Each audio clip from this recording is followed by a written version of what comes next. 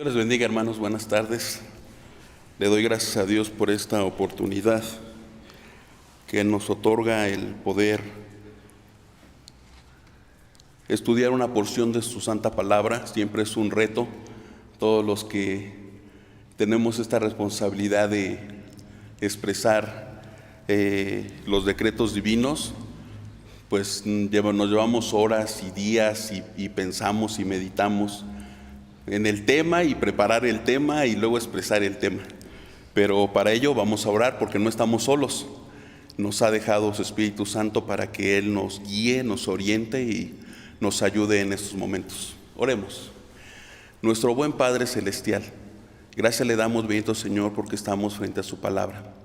Solamente le rogamos, bendito Señor, que su palabra santa corra por nuestro ser como un raudal de amor, y su nombre se vea glorificado y nos sacie y nos alimente y nos haga, Padre, retener su palabra y ponerla por práctica y reconocer el gran amor que ha tenido para con nosotros. Le suplico por mis hermanos de tal manera que lo expresado sea claro, entendible y que quede grabado en sus corazones. Todo ello, bendito Señor, con el perdón de mis pecados y en el santo nombre de su Hijo, nuestro Señor y Salvador Jesucristo. Amén.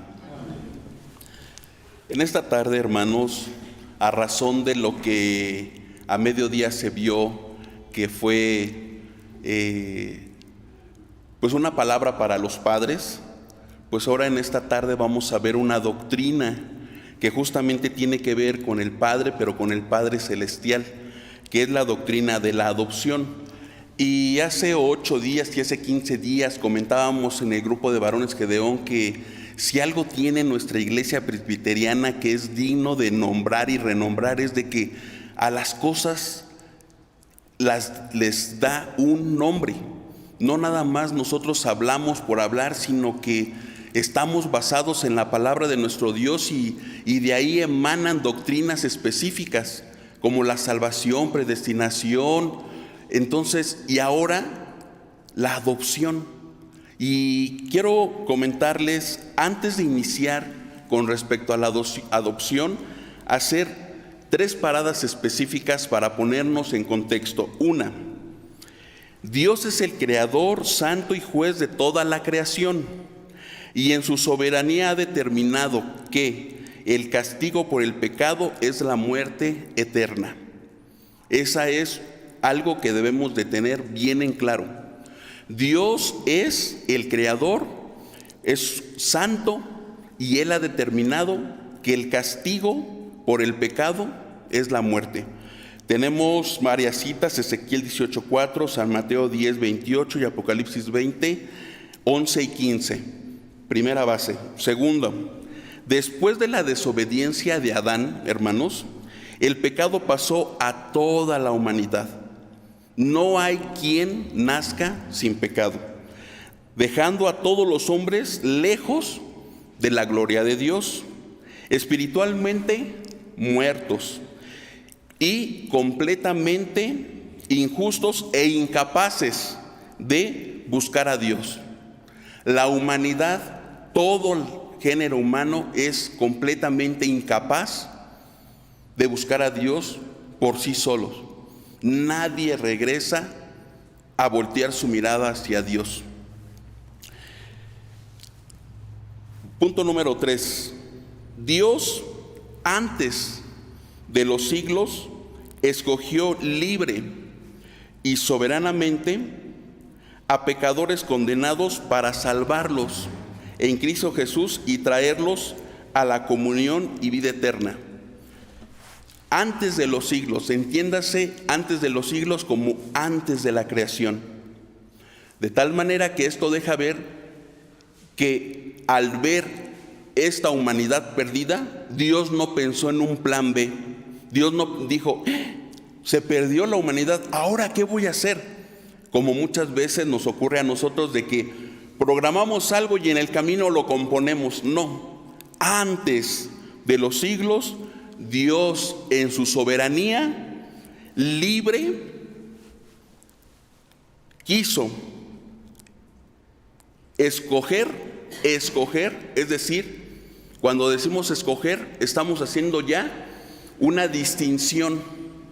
Entre todos escojo. Así como nosotros escogemos entre muchas opciones que tenemos, una sola cosa. Así Dios. A pecadores condenados para salvarlos en Cristo Jesús y traerlos a la comunión, es decir, a su familia divina, a vida eterna. ¿A través de quién? A través de Jesucristo. Los llama a través de la predicación del Evangelio.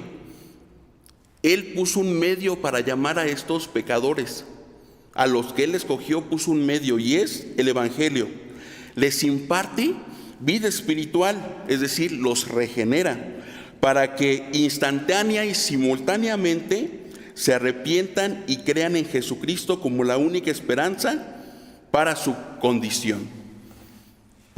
condición de pecadores y que van camino a la muerte. Su única esperanza es la predicación del Evangelio, que crean y simultáneamente son regenerados, se arrepienten y entonces forman parte de una familia muy especial. Y eso es lo que vamos a ver, la doctrina de la adopción.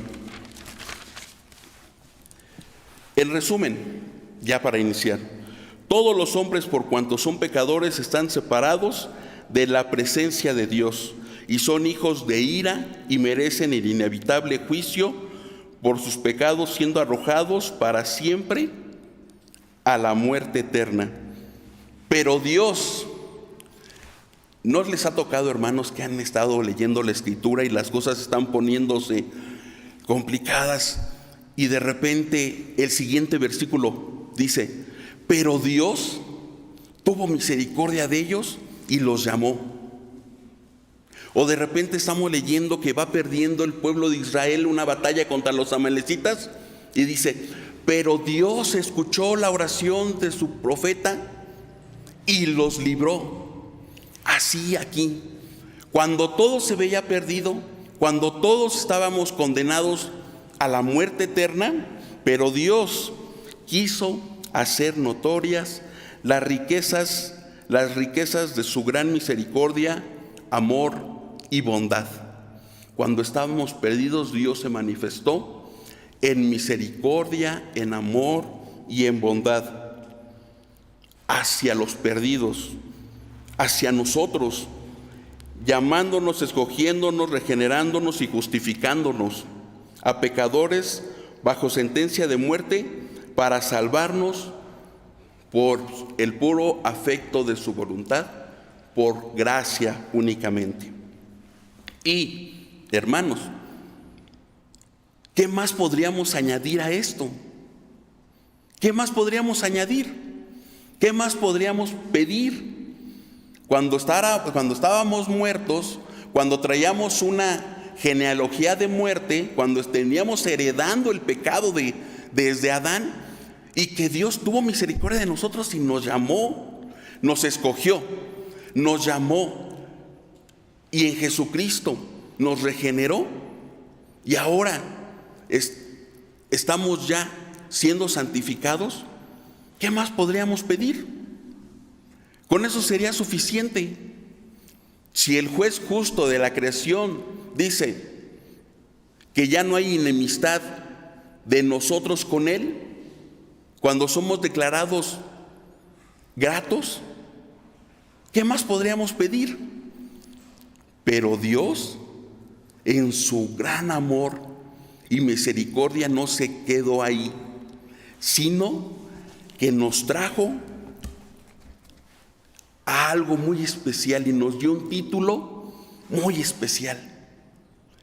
Nos dijo que ahora nosotros íbamos a ser sus hijos, hijos de Dios. Ahora nosotros seríamos ya no condenados a muerte, ya no. Ahora nosotros seríamos llamados hijos de Dios. ¿Cómo es esto? Veámoslo. Primeramente,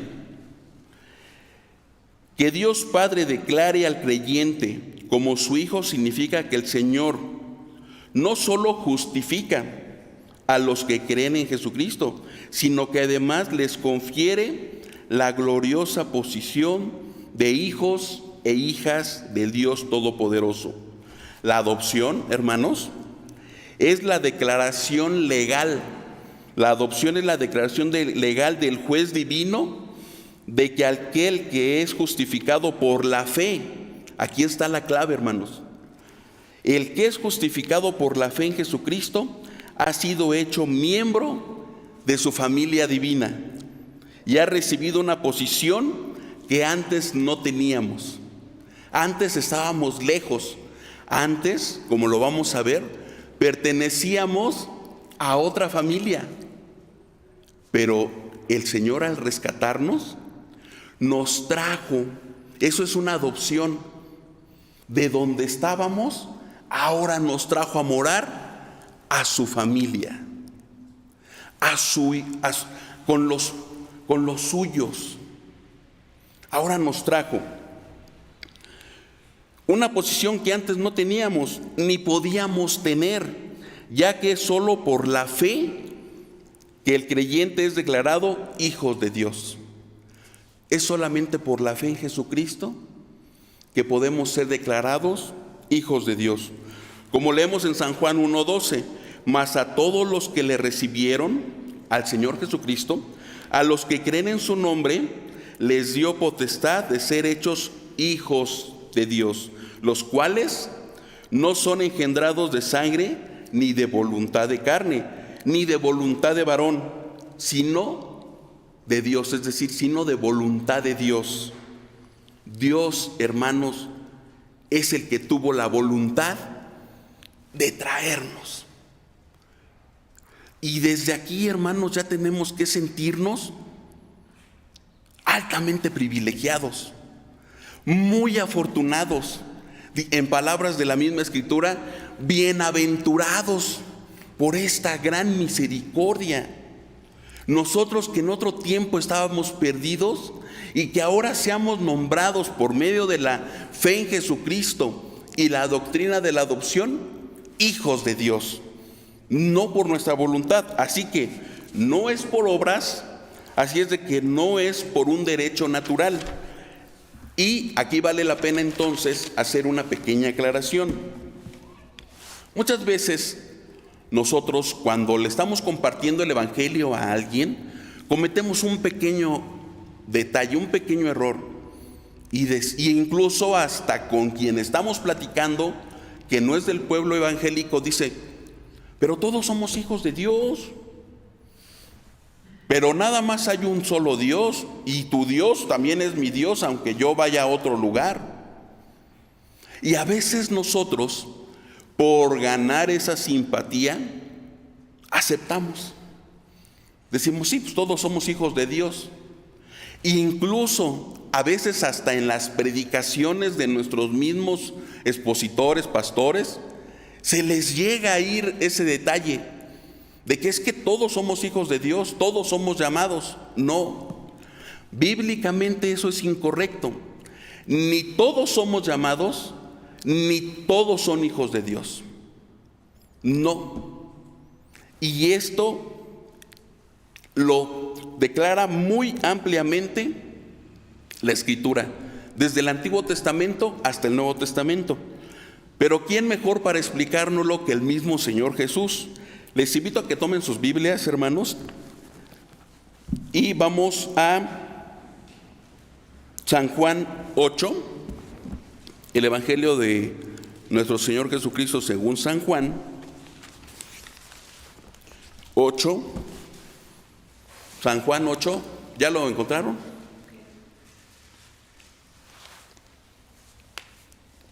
Dice la palabra santa de nuestro Dios. Voy a ir leyendo del 38 al 44. Estaba hablando con los religiosos de su época el Señor Jesús, y hace una gran distinción al respecto de lo que estamos hablando. San Juan 8, 38 dice: Yo hablo lo que he visto cerca del Padre, y vosotros hacéis lo que habéis oído cerca de vuestro padre. Respondieron y dijéronle: nuestro padre es Abraham. Díceles Jesús: si fuerais hijos de Abraham, las obras de Abraham haríais, empero ahora procuráis matarme, hombre que os he hablado de la verdad, la cual he oído de Dios. No hizo esto Abraham. Vosotros hacéis las obras de vuestro padre. Dijeronle entonces: nosotros no somos nacidos de fornicación, un padre tenemos, que es Dios. Jesús entonces les dice: si vuestro padre fuera Dios, ciertamente me amaríais, porque yo de Dios he salido y he venido. No he venido de mí mismo, mas Él me envió. ¿Por qué no reconocéis mi lenguaje? Porque no podéis oír mi palabra. Vosotros de vuestro padre, ¿qué? El diablo sois, y los deseos de vuestro padre queréis cumplir. Él homicida ha sido desde el principio, y no permaneció en la verdad, porque no hay verdad en él. Cuando habla mentira, de suyo habla, porque es mentiroso y padre de mentira. Hace dos grandes distinciones aquí. No todos son hijos de Dios. También están los hijos de condenación. Y severamente les dice: hijos del diablo. Y hay quien quiere brincarse evangelio, el experimentar el nuevo nacimiento, fe sin arrepentimiento, todo esto lo quiere brincar y decir: yo también soy hijo de Dios. Pues no.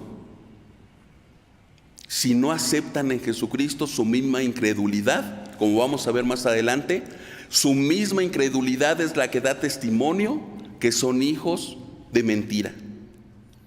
Entonces, determinamos ya dos cosas hasta ahorita. Uno, solamente por medio de la fe en Jesucristo podemos ser añadidos a la familia de Dios. Y dos, no todos son hijos de Dios. ¿En qué se basan? Bíblicamente, ¿en qué se basan? En algo que dice el Salmo: de Jehová es la tierra y su plenitud, el mundo y los que en él habitan.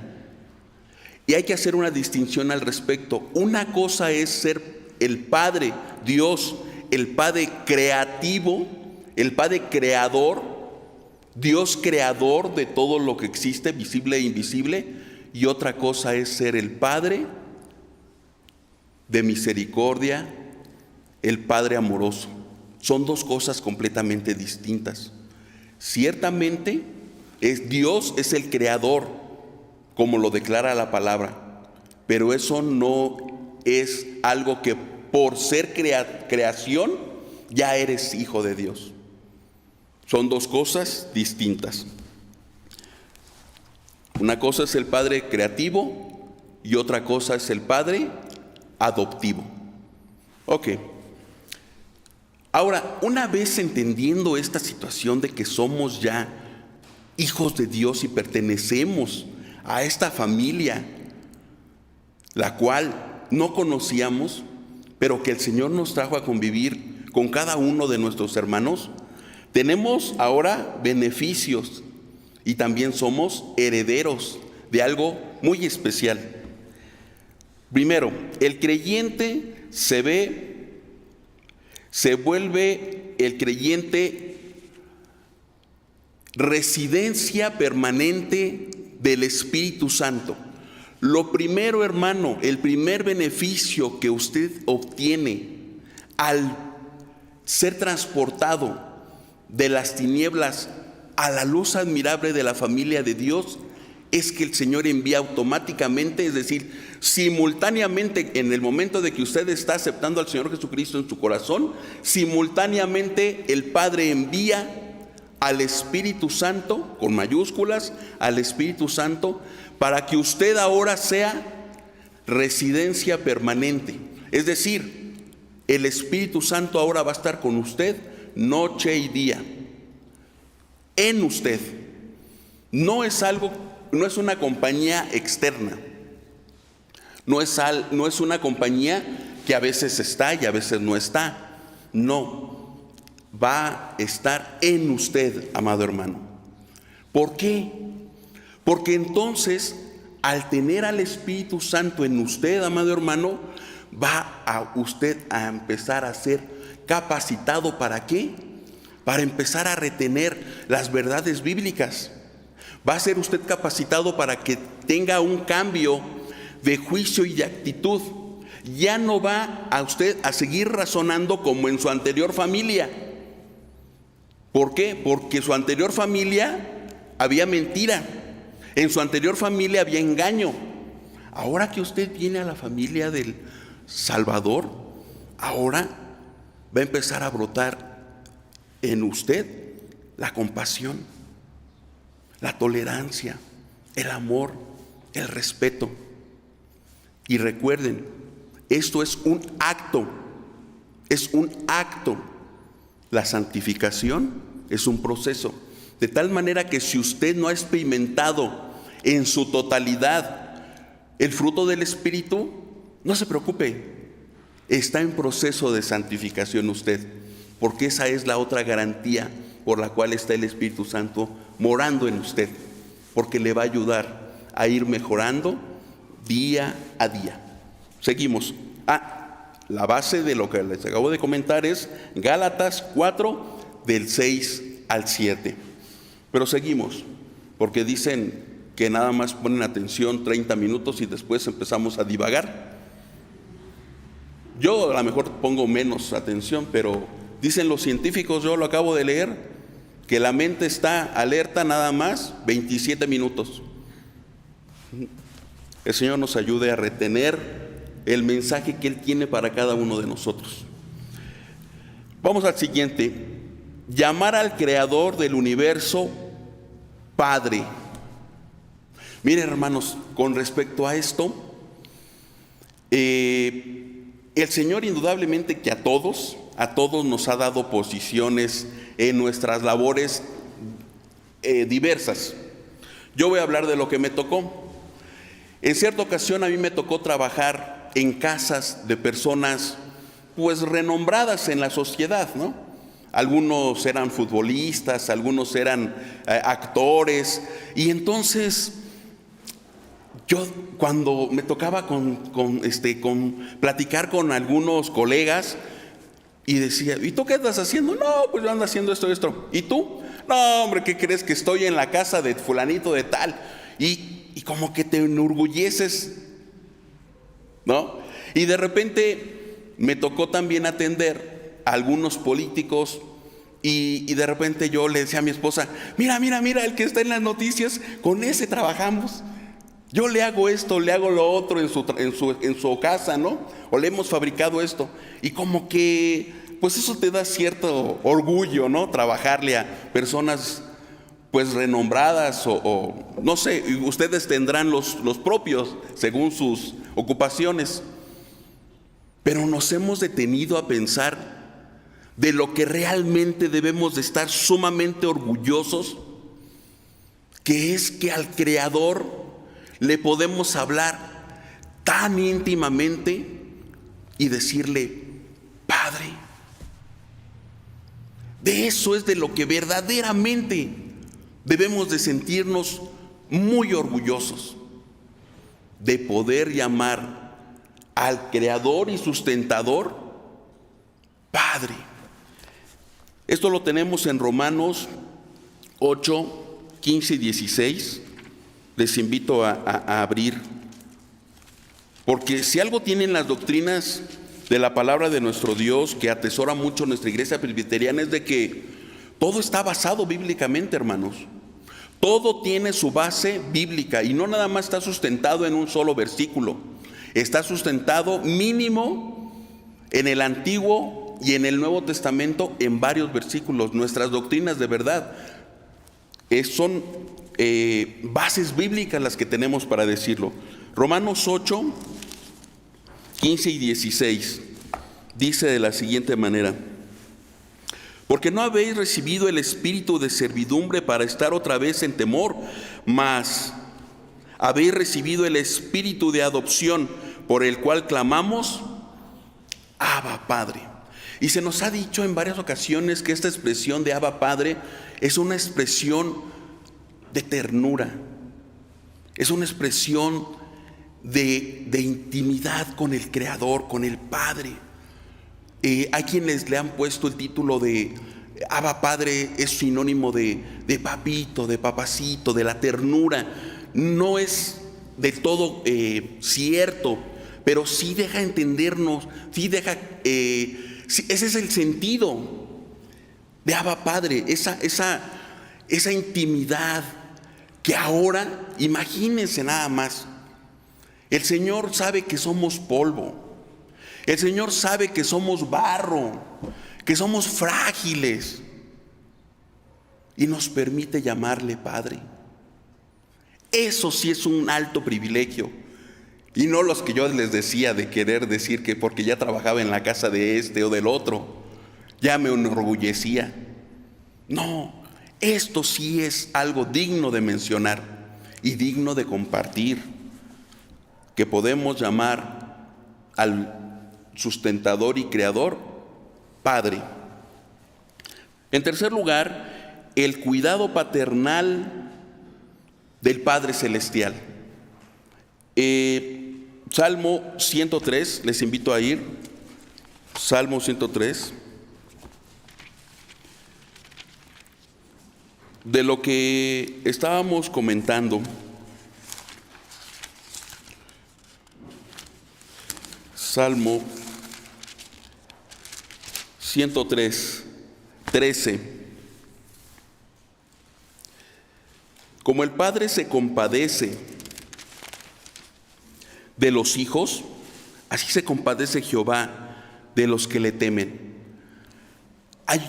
El Padre se compadece de nosotros y nos tiene paciencia. ¿Han visto ustedes, indudablemente, ya sea un hijo o un subordinado, el cual se aferra a querer hacer las cosas a su manera? Si usted le dice, no, mira, un ejemplo, mira, no cargues de esa manera ese polín o esa hoja de triplay, no la cargues así, mira, te vas a lastimar, mejor cárgala de esta manera y es más práctico llevarla. Y le das la instrucción y te vas, y cuando regresas te das cuenta que lo está haciendo de otra manera, y tú dices, pues tiene que aprender, déjalo que se descalabre, déjalo que se tropiece, déjalo que se lastime un poquito para que aprenda. El Señor se compadece de nosotros y nos tiene paciencia, pero tiene cuidado de nosotros. No permite que vayamos más allá. ¿Por qué? Porque así como al niño lo dejas que experimente sus pasitos, pero estás atento. Y cuando ves que está en peligro, inmediatamente lo rescatas. Inmediatamente lo rescatas. Esa es la idea del salmista en esta ocasión. Así como el Padre se compadece, también el Señor se compadece de sus hijos. También, ¿por qué? Porque nos conoce, porque sabe de nuestra fragilidad y sabe de nuestra mente finita. Nos conoce. Sigamos. El amoroso entrenamiento del Padre Celestial. Híjole, hermanos. Algo de lo que nos hablaba el hermano Abraham en la oración a mediodía. No recordamos a nuestro Padre porque sea el que nos corrige. No lo recordamos por eso, lo recordamos por amoroso, lo recordamos por otras cosas. Pero nuestro Dios quiere que crezcamos. Nuestro Dios quiere que sigamos avanzando. Nuestro Dios no quiere que nos estanquemos. Y está atento a nuestro crecimiento. Y nos permite pruebas. Y nos permite desafíos. Y nos manda pruebas hacia nuestra fe. ¿Con qué propósito? de que crezcamos, de que nos superemos. Yo siempre he pensado que en mi vida, cuando comparto de la palabra a alguien que no conozco, me sale ruselista. Y yo me preguntaba que por qué. Pues es para que te pongas a estudiar más la palabra de Dios, porque no es lo mismo compartirle a alguien que conoce de la palabra a alguien que no conoce absolutamente nada. Y es para que te superes, y es para que estudies, y es para que te detengas y te entrenes un poco más. El amoroso entrenamiento del Padre Celestial es una constante en sus hijos, porque a los que llama no los deja estar ociosos, los pone a trabajar, nos pone a trabajar. ¿Para qué? Para que crezcamos. Y nada más nos está capacitando, porque ¿qué creen? Que cuando estemos con Él, seguiremos trabajando. No vamos a estar acostados sobre las nubes tocando el arpa con el rey David. No, seguiremos trabajando, porque como nuestro Señor Jesucristo va a reinar, como vamos a ver más adelante, nuestra herencia es reinar con Él. ¿Y cómo va usted a reinar, hermano? Si no gobierna bien su casa, me digo yo, hermano Carlos. ¿Cómo va usted a reinar con el Señor Jesús si no gobierna bien su casa, si no tiene en orden sus cosas terrenales? Por eso el Señor nos capacita, nos capacita. Vamos a Hebreos 12. Hebreos 12.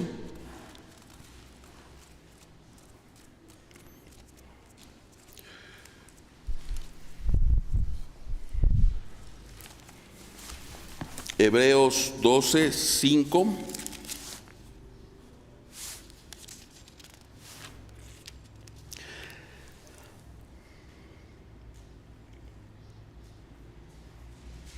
Y estáis ya olvidados de la exhortación que como hijos habla con vosotros diciendo: Hijo mío, no menosprecies el castigo del Señor, ni desmayes cuando eres de Él reprendido, porque el Señor al que ama castiga y azota a cualquiera que recibe por hijo. Si sufrís el castigo, Dios se os presenta como a hijos, porque ¿quién es aquel a quien el Padre no castiga?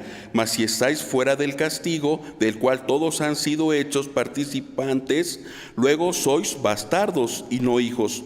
Por otra parte, tuvimos por castigadores a los padres de nuestra carne y los reverenciábamos. ¿Por qué no obedecemos mucho mejor al Padre de los espíritus y viviremos? A aquellos, a la verdad, por pocos días nos castigaban como a ellos les parecía, mas para lo que es provechoso, para que recibamos su santificación. ¿Para qué nos prepara el Señor? En la preparación el Señor nos está santificando, nos está preparando. Sigamos. La unidad que disfruta junto a sus hermanos. La unidad. Al ser traídos a la familia de Dios, gozamos de la unidad entre hermanos. A mí siempre me ha llamado mucho la atención y verdad que me conmueve cuando todos estamos aquí en la casa del Señor trabajando, como lo hicimos la semana previa al aniversario, en donde las hermanas estaban allá atrás trabajando algunas cosas, y había unos jóvenes barriendo de este lado, y había unos hermanos de Gedeón de este lado y otros acá adentro arreglando los candiles. Y de repente yo, al ver esa actividad, me detengo a pensar: ¿Qué motiva a estos hermanos a trabajar? ¿Qué motiva a estos hermanos a estar juntos? ¿Qué los motiva? ¿Por qué lo hacen? Allá afuera en la obra, pues estamos todos trabajando como hormiguitas, construyendo un inmueble, un edificio, un lo que sea, porque nos pagan, porque nos contrataron y porque nos pagan, y ahí vamos cada quien por lo suyo y a lo nuestro. Pero aquí no. Aquí venimos de buena voluntad y al contrario, en vez de cobrar, de decir, bueno, ¿a quién le paso mi factura de mis horas trabajadas? Al contrario, la mano bondadosa de los hermanos dicen: aquí está para los refrescos. Y las hermanas dicen: no se vayan, hermanos, porque ya les estamos haciendo de comer. En vez de pedir, dan. ¿Qué nos une? ¿Qué nos pega? ¿Cuál es esa relación? Justamente eso, de que ahora pertenecemos a una sola familia. Y así como en nuestro hogar todos ayudamos de una de otra manera, ¿para qué? Pues para que esté agradable la casa, para que esté limpia, para que esté ordenada. También aquí en la familia de Dios, la unidad. Y si alguno de mis hermanos está en dificultades, todos nos unimos en oración y vamos y le ayudamos, porque somos miembros de un solo cuerpo. Y cuando la rodilla se lastima, los demás miembros le ayudan con el peso y la levantas. Y aunque la otra rodilla está haciendo mayor esfuerzo, no importa. Prefiere hacer mayor esfuerzo que lastimar a algún otro de sus miembros. Así es la unidad en la familia de Dios. A esta familia hemos sido traídos. A esta familia hemos sido traídos, hermanos. Cuán grande privilegio tenemos. Una cosa también muy importante, la siguiente es la desvinculación total de nuestra relación anterior. Y esto es algo bien importante, hermanos, porque a veces ponemos de pretexto eso. Ay, pues es que yo vengo de la calle, y yo soy mal hablado porque yo vengo de la calle. No puedo controlar mi vocabulario, o no puedo dejar de mentir, no puedo dejar de decir groserías. ¿Qué crees, hermano? Ya no perteneces a esa familia. Ya no hay ya no ejerce hacia usted, hermano, ningún efecto, nada de la familia del Satanás, porque ya perteneces a esta familia. Ya no hay ningún pretexto, porque lo primero que usted recibió al venir a la familia de Dios es el Espíritu Santo, y el Espíritu Santo es el que lo ayuda a controlar todo ese tipo de cosas. Sí, no es mentira de que traemos mañas de la calle, pero al venir a Cristo, todo eso fue limpiado. Y entonces ya no hay ningún poder externo que afecte a los hijos de Dios. ¿Por qué les digo esto? Porque hay la creencia popular que un hijo de Dios puede ser manipulado por un demonio. Y de repente dice, es que está endemoniado, por eso no puede contra esto, por eso no. No, hermano. Si en usted mora el Espíritu Santo del Señor, usted ya no puede ser controlado por nada de eso. Nada. No tiene usted ningún vínculo con esa otra familia. Ya no más. Usted ya es hijo de Dios y ya no hay ningún pretexto para nosotros. Ya no más. Somos hijos de Dios. Ahora, por último, en esta lista, la garantía de una herencia incorruptible de vida eterna. Si ya gozamos en esta tierra de los beneficios del Padre y de los beneficios obtenidos de su Hijo, nuestro hermano mayor, el Señor Jesucristo, ya gozamos en esta tierra de estos beneficios, nos espera algo mejor y estamos siendo capacitados para algo mejor, que es la vida eterna, que es este cuerpo que ahorita está cansado, que ahorita está fatigado, que está enfermo, que tiene debilidades, nuestra mente que tiene limitaciones. Vamos a ser desvinculados completamente de este cuerpo y vamos a ser transformados. Nuestro cuerpo será transformado. Esa es una garantía de pertenecer a la familia de Dios. Ya no va a haber más limitantes, seremos transformados. Sea que muramos o sea que el Señor venga por nosotros, no, sangre y carne no va a heredar el reino de Dios, seremos transformados, amados hermanos. Gálatas 4:7, Primera de Pedro 1:4 y Romanos 8:17. Sigamos. ¿Ya pasaron los 24 minutos? ¿Todavía están conmigo? ¿Sí? Aplicaciones prácticas de la adopción. Vamos terminando. La doctrina de la adopción nos recuerda que hay dos tipos de personas. Hay dos tipos de personas. Hay dos familias en el mundo. la familia de mentira, los hijos de condenación, los hijos de ira y los hijos de Dios. Bíblicamente es así, nada más. Los hijos de Dios y los hijos del diablo. Por tanto, no está por demás considerar nuevamente las palabras de Jesús cuando dijo: yo soy el camino, la verdad y la vida. Nadie viene al Padre sino por mí. Pregunta: ¿crees en Jesucristo, el Hijo de Dios, el único mediador entre Dios y los hombres y el único y suficiente Salvador de tu alma? ¿Todos los presentes ya creen en Jesucristo? De lo contrario, no pueden pertenecer a la familia de Dios y se estarían perdiendo de todos estos beneficios, y tu alma está en peligro de muerte eterna. Ser consciente de esto es importante. 2. Comprender esta doctrina nos debe de demostrar su inagotable amor e infinita gracia. Como lo comentamos anteriormente, solamente con haber sido salvados de la condenación, con eso hubiéramos estado contentos. Únicamente el juez nos declara justos, libres de condenación, y nos vamos, se acabó. Pero no, este juez no nada más nos declara libres, sino que nos lleva a su casa y nos hace morar con sus demás hijos. ¿Qué nos debe de provocar esto? Sino gratitud. ¿A qué nos debe de motivar ver tanta misericordia de parte de nuestro Dios, sino movernos a una fidelidad?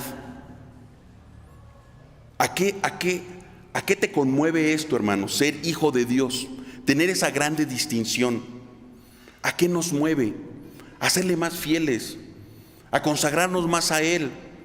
Y por otro lado, sabiendo que nada más hay dos familias, el peligro en el que están nuestros demás familiares, que aún no han doblado sus rodillas delante de nuestro Dios. Por eso, nuestro alto privilegio de ser hijos de Dios también nos da una gran ventaja y una gran posición, que es el poder comunicarnos con Él a través de la oración. Tenemos este medio de gracia a nuestra disposición, a través de la oración, y Él nos responde a través de su palabra. Podemos tener un diálogo con el Padre, debemos de aprovecharlo. Muchas veces la oración, por la debilidad de nuestra propia carne, se nos hace tediosa, se nos hace pesada, se nos hace difícil, y únicamente nos enfocamos a las oraciones necesarias. Cuando me voy a dormir, cuando despierto, cuando voy a comer y cuando voy a hacer algo que veo que no soy capaz de hacer. Y ya. No, procuremos esa intimidad a la cual el Señor nos ha llamado, de poder decirle: Abba, Padre, y ejercitémonos en ella, porque si no podemos tener esa comunión con el Señor aquí y pensamos pasar toda una eternidad allá con Él, o no le vamos a hablar cuando estemos allá con Él, si no lo hacemos aquí. La doctrina de la adopción nos recuerda nuestra herencia celestial. Cuando estemos afligidos, cuando estemos tristes, incluso cuando perdamos un ser querido en esta tierra, cuando perdamos bienes en esta tierra, tenemos que recordar, hermanos, que todo esto es pasajero, que todo esto se terminará, pero la promesa que tenemos de vida eterna no pasará. Y ese debe de ser nuestro consuelo, sabiendo que trabajamos para la eternidad. Esto es de paso, esto es un medio únicamente, es un medio. El trabajo, la casa, el dinero, son medios para llegar a un fin más sublime, más celestial, que es las moradas eternas, las cuales están reservadas para los hijos de Dios, porque el Señor Jesús, nuestro hermano y Señor, fue a preparar para nosotros. Esa es la promesa. No os dejaré huérfanos, enviaré el Espíritu Santo. Ya está el Espíritu Santo con nosotros. Yo me voy, pero regreso, porque donde yo esté, quiero que también vosotros estéis. Esa es la promesa de nuestro Señor. Aferrémonos a ella. No importa lo que estemos viviendo ahorita. No importa, es pasajero. Y el Señor está con nosotros. Y tiene un propósito de vida eterna esto que estamos viviendo ahorita. Enfermedad, falta de algún bien. ¿Qué estemos viviendo? Lo que estemos viviendo va a ser pasajeros. Tenemos una gran distinción, hijos de Dios. Hermanos, esta es la doctrina de la adopción. Tomémosla en cuenta. No estamos solos. Tenemos al Espíritu Santo en nosotros. Las arras de su promesa, la garantía de su regreso, y seremos transformados a la imagen de nuestro Salvador. Hermanos, que el Señor les bendiga y que al entender esta doctrina nos mueva a ser más fieles al Señor, más agradecidos. Mirad cuánto amor nos ha dado el Padre, que podamos ser llamados hijos de Dios. Amén.